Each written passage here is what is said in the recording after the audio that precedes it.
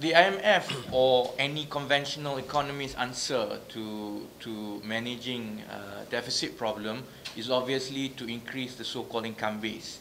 That's why GST is proposed. I think in the case of Malaysia, we have to be really certain about the real root cause of the problem of the deficit.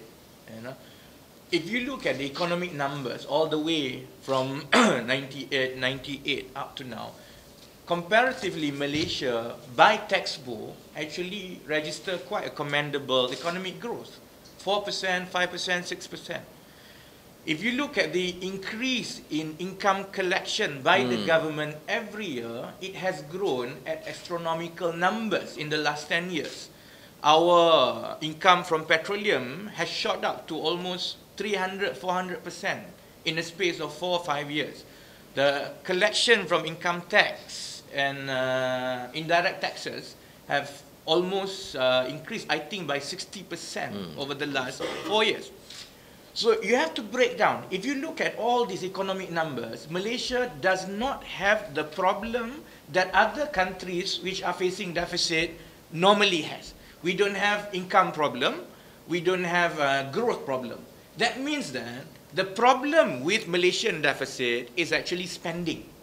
That is why we differ greatly with IMF or any conventional analysis of this.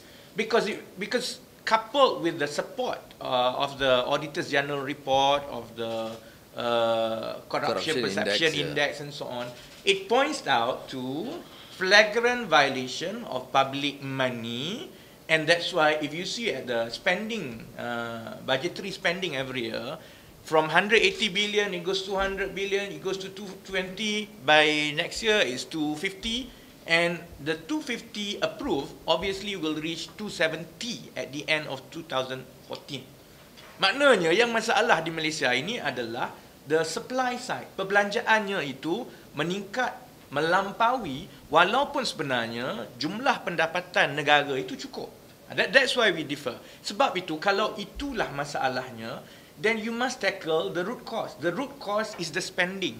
If you continue to give more money, either by way of GST, either by way of toll hikes and so on, I keep saying that GST new income given to Barisan Nasional's government now is as if giving more alcohol and liquor to a drunkard. Dia sudah mabuk. You bagi lagi dia arak, matilah dia. That's exactly what is happening now. I mean, they are mabuk with all this spending and big projects, and they are not looking at that problem. Jadi dia minta lebih banyak wang atas dasar kalau ikut defisitnya itu teruk.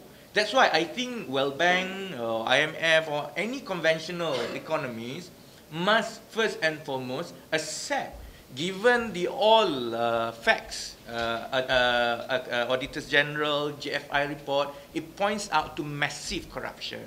And it is that corruption that skews our budgetary spending every year, and no amount of new money, if you give to Barisan Nasional, can reduce our deficit unless you tackle corruption.